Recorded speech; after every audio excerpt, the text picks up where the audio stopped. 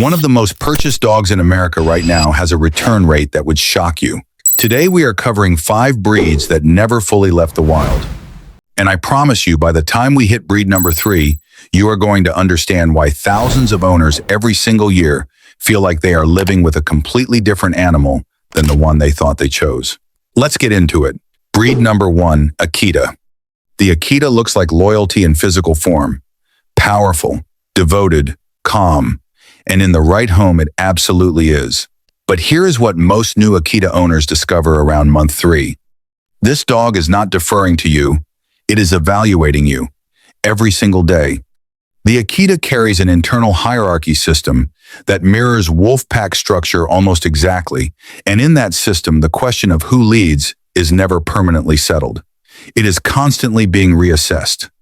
The moment you show inconsistency, hesitation, unclear boundaries, irregular rules, the Akita does not get confused. It gets decisive. It promotes itself. And once an Akita has decided it outranks you, the behavioral shift is dramatic and fast. Resource guarding, selective listening, blocking doorways, positioning itself between you and other people. These are not random behaviors. These are a dog managing its household the only way its biology knows how. The Akita is not aggressive by nature, but it is ancient by nature. And ancient does not wait for you to figure things out. Breed number 2, Chow Chow. If the Akita evaluates you daily, the Chow Chow does something even more unsettling. It judges you once and remembers forever. Chow Chows are one of the oldest dog breeds on Earth. DNA analysis places them among the most genetically distinct from modern domestic dogs, and their behavior reflects exactly that distance. They do not warm up to strangers. They do not perform affection. They do not seek approval.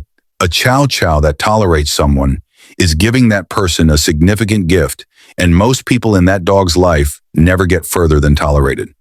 What catches owners off guard is this. The Chow Chow is deeply bonded to its person, profoundly loyal, but that loyalty is exclusive in a way that shocks people who are used to friendly breeds. Everyone outside that circle is a potential threat until proven otherwise, and the Chow Chow makes that determination on its own timeline, not yours. New visitors in the home, children rushing in unexpectedly, a stranger reaching out to pet without permission. These are not situations a Chow Chow takes lightly. And an owner who does not manage that reality carefully will find out the hard way exactly how seriously this dog takes its own judgments. Hold on, because breed number 3 is the one I mentioned in the opening, the most purchased, the most returned. The one with the gap between what owners expect and what they actually get. And that gap is enormous. Do not go anywhere. Breed number 3, Shiba Inu. Here it is. The Shiba Inu.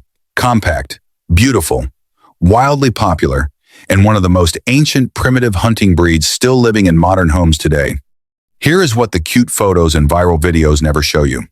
The Shiba Inu was built to hunt independently across rugged Japanese terrain, making fast autonomous decisions without waiting for human direction. That independence is not a personality quirk. It is core biological architecture, and it expresses itself every single day in ways that frustrate owners who expected a trainable, cooperative companion.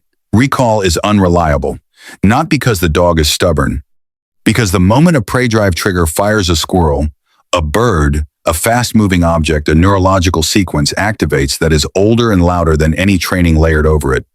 In that moment, the dog is not ignoring you. The dog simply cannot hear you over something far more ancient running at full volume inside its brain. Off-leash in an unsecured area with a Shiba Inu is not a training problem waiting to be solved. It is a permanent biological reality that needs to be respected. And in a sedentary apartment environment that hunting hardware does not go quiet, it turns inward into destruction, into escape attempts, into a restless, impossible energy that owners exhaust themselves trying to explain away. The Shiba Inu is an extraordinary dog, but it will never be the dog most people think they are buying. Real quick, if this is already sounding familiar, hit the like button right now. It helps more owners find this before they bring one of these dogs home unprepared. Now back to breed 4. Breed number 4, Basenji and Husky. 2 breeds, one shared truth. Neither of them sounds like a dog. The Basenji does not bark. What it produces instead is something between a yodel and a howl, a vocalization that belongs in open savanna, not a studio apartment, because that is exactly where it was developed. The Basenji is one of the oldest breeds on Earth, a Central African hunting dog whose communication system predates domestic dog behavior entirely. It speaks a different language, literally. The Husky howls, not occasionally, persistently, at volume, with intention. That howl was designed to carry across miles of Siberian tundra to communicate with a pack that could not see each other. In a thin-walled apartment building, that same howl carries across 3 floors and 2 units. But what both of these breeds share beyond vocalization is this. Their body language is wolf language, the hard stare, the slow weight shift, the tail position that signals assessment rather than friendliness. These are not behaviors overlaid by domestication.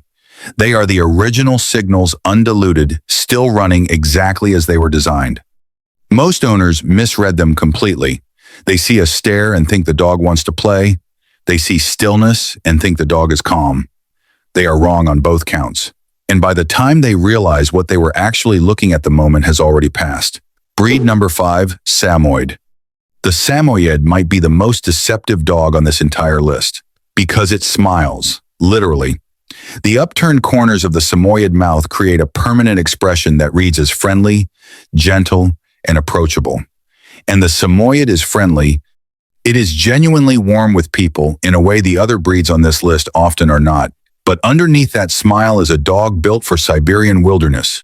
A herding and hunting breed that covered enormous distances daily, made complex independent decisions, and operated for hours without human guidance or direction. Put that dog in a small home with moderate exercise and minimal mental challenge, and the smile stays. But something underneath it starts unraveling. Samoyeds that are understimulated do not get aggressive. They get destructive on a level that genuinely staggers first-time owners. Furniture, walls, door frames, anything that gives the brain something to do when the brain has been given nothing to do. The Samoyed needs a job, not a task, a job. Something that loads the brain the way a full day of work in the wild used to.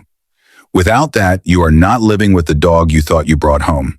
You are living with the frustrated version of it. So here is the part nobody ever gets to. These dogs are not problems. They are not broken. They are not wrong for the modern world. But they need owners who understand the gap between what these dogs were built for and what domestic life actually offers them, and then close that gap deliberately every single day. Mental stimulation that matches their original cognitive load. Scent work, tracking, structured problem solving. Not just walks, not just fetch. Actual engagement with the parts of the brain that were built to be engaged. Clear, consistent leadership that never wavers. These breeds do not follow ambiguous leaders, they replace them. But when they find a human who leads with calm, unshakable consistency, who speaks their language and respects their nature, the loyalty that forms is something most dog owners will never experience. An honest self-assessment before you commit. The wrong owner with one of these dogs is not a small problem. It is a devastating one for the owner and for the dog. These breeds deserve someone who came prepared, not someone who learned the hard way. These dogs stayed closer to the source than almost anything else living in our homes.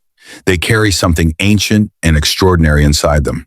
And the owners who truly understand that, who earn their trust instead of assuming it, will tell you the same thing without hesitation. There is no bond like it anywhere. Which of these 5 breeds do you own right now? Tell me in the comments and tell me the moment you realized your dog was different from what you expected. If your dog is sitting next to you while you watch this, type "still wild" in the comments. Let's see how many of us are living with wolves. Hit like if this changed how you see these breeds. And subscribe, because next video we are covering 9 things your primitive breed does every single day that are ancient wolf signals almost every owner completely misreads. I will see you there.